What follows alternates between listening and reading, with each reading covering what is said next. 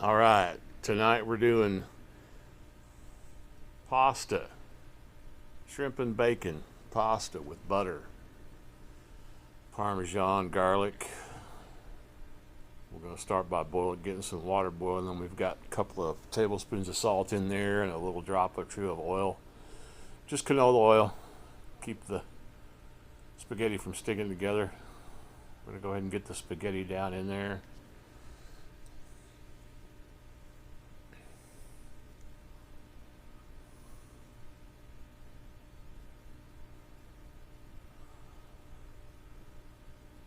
I always like to separate all of the pasta to start with so you don't have any stuck together. That's why I've got a couple of drops of canola oil in there to keep it from sticking together, but it's best to separate it right at the start. So I'm just going to kind of move through it and stir it a little bit. All right. We're not going to mess around here. We're going to fry up some pieces of bacon. Put them in a hot skillet. Going to grab a few slices out. This is a thick cut bacon, hickory smoked thick cut bacon. I'm going to use kitchen shears to cut it. Saves dirtying up a cutting board.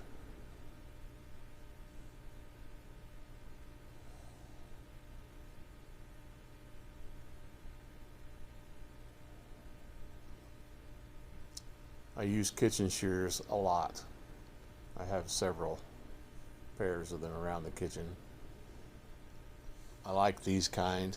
I buy this type all the time. The ones I have mostly are this type, and the type I'm talking about, they come apart. You can actually pull the shears apart and put them in the dishwasher or wash them by hand, however you want to do. These are Saboteurs, I think, is the brand name. I really like these. They got a lot of extra little doodads there's even a screwdriver on one end of the handle. There's some extra stuff on these besides just shears. But it's the only way you can really get them clean. They're made of stainless steel, got a really nice edge on them. Rarely, I haven't sharpened these, and I've had this pair for a couple of years. Anyway, back to the cooking. I'm finished slicing up this bacon in this skillet.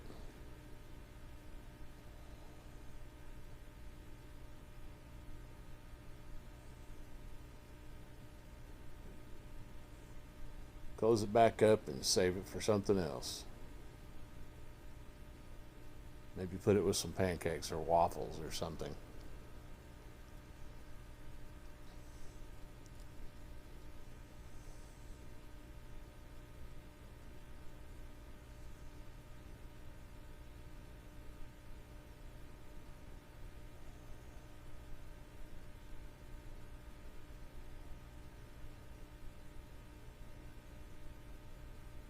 I'll go in and stir the spaghetti a couple times while it's boiling.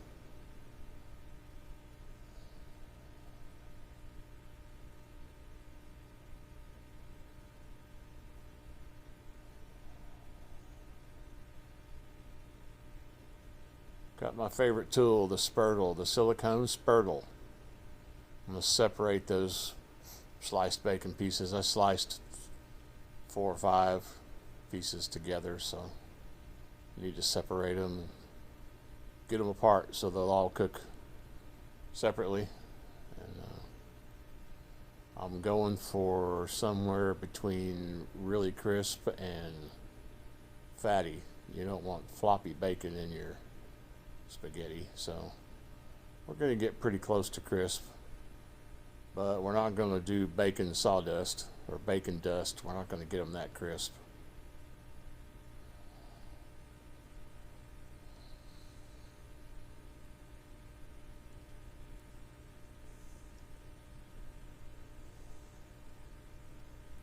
This is a 12-inch Ninja. You can see it's not completely round. I dropped it on the floor about a year ago.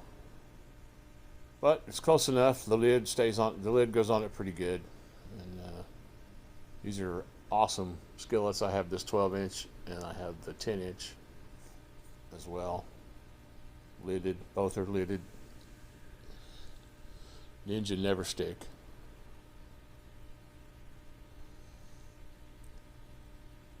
I treat them pretty rough, and they've hung together really well. I use metal tools in them too. They don't scratch.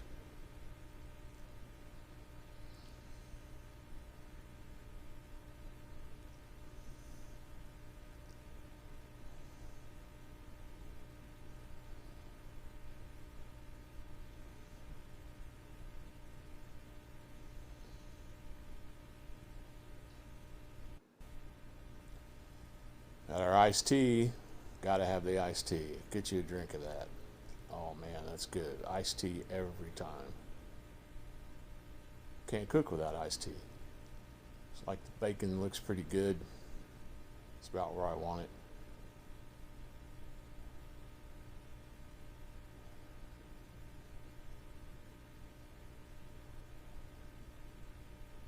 Put it on a paper towel to drain. Get a good bit of that bacon grease off. I save clean bacon grease. I save it, use it for my red chili sauce. I use it for gravy. I'm putting it in the bacon grease keeper right here. It's got a strainer on top so the grease itself doesn't get any bits in it. Stays clean.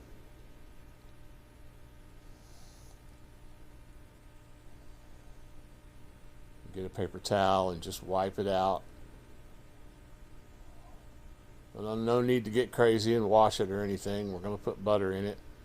So we'll just paper towel out the excess bacon grease.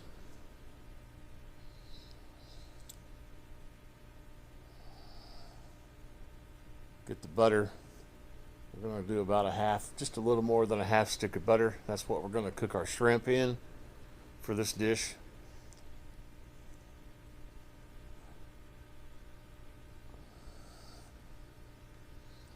That butter started melting. Looks like our spaghetti is done.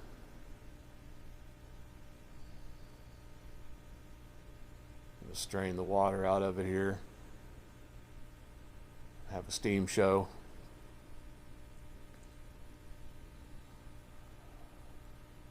I want to drain the spaghetti real well. I don't want any water left in it. Like I say, it's got 2 tablespoons of salt in the water and 3 quarts of water. Probably closer to 3.5. I put a lot of water in there. It's best to use as much water as you can and still get the spaghetti in the pan.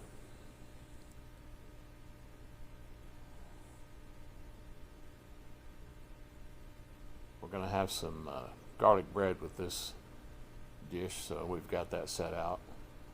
We'll get that bacon grease keeper put away. I keep it up on the fridge.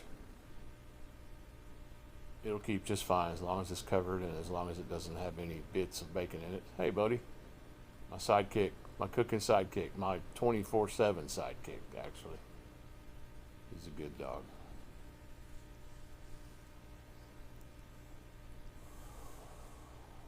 More tea. Iced tea, sweet tea, sugar-free sweet tea. Looks like we're ready for some French bread. Got a loaf of French bread here. We're going to speed this up. Take a bread knife. I like thick, wide slices. I'm not slicing all the way through the loaf so it stays together. I've melted a whole stick of butter, putting some garlic salt in it. Stir that up and start spreading the butter between the slices. Quite a bit. I like it really buttery. And we're going to get in there and get it all in there. We're going to get it all on this deal. That's it. Used a whole stick of butter and a little bit of garlic salt.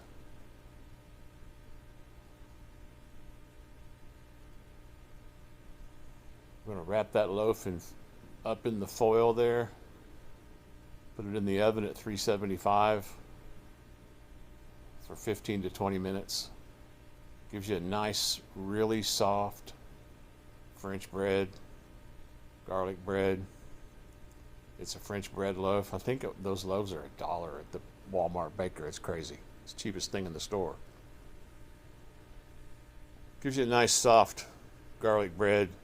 A little crunch on the outside. It's kind of it's a pull apart type deal.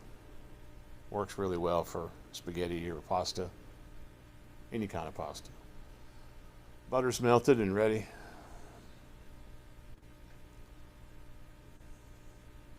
We're running on medium high here on this pan. Got some raw.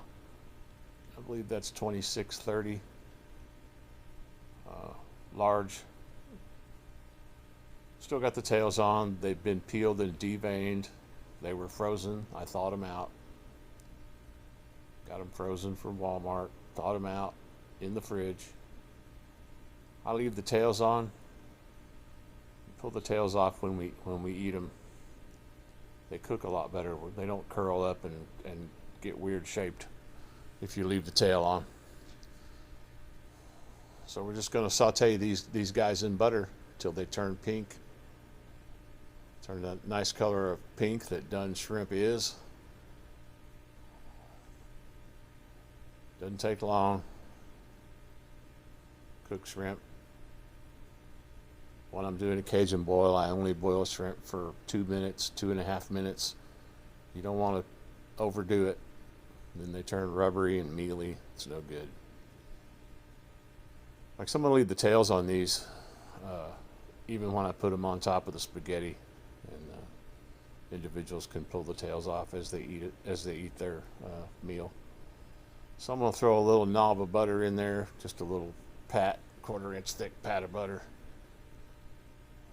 Put some minced garlic, refrigerated minced garlic in there. I'm not going to mess with crushing fresh garlic cloves. It's not necessary for this dish. This is a cheap dish. Food's so expensive now.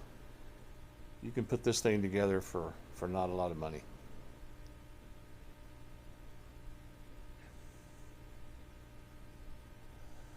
That's only a pound of shrimp. I think that was $6.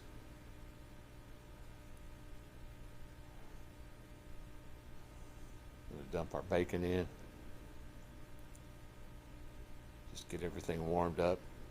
Get the bacon warmed up. Let it kind of mingle in with the shrimp. Shrimp is essentially done. Just getting a nice coating of butter on this. Shut the heat off.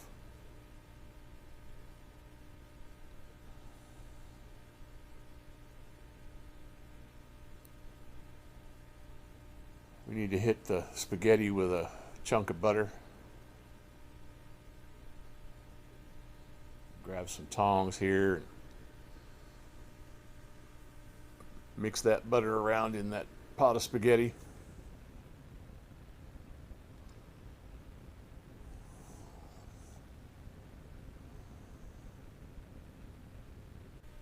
Got that butter mixed in with the spaghetti. Now we're going to dish it up.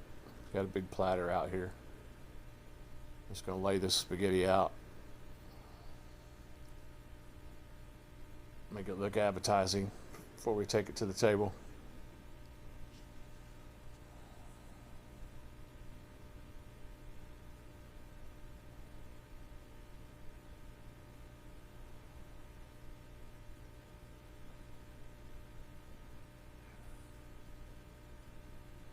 We're going to bring our shrimp and bacon and garlic over and top it off.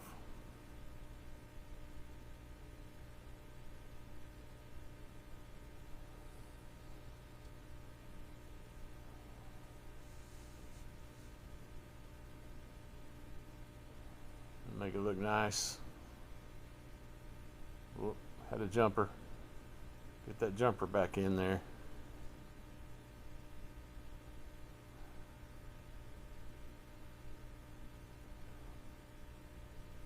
This is a nice change from red marinara sauce. I get tired of eating spaghetti with marinara on it. Change up to Alfredo sauce, things like that, but this is a nice change. We're going to shake some Parmesan on it.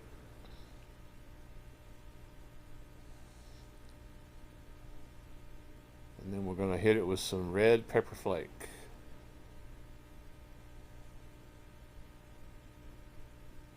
Got the pizza shaker out. And that is it. And there it is on the plate with tea. Thanks for watching. See you next time.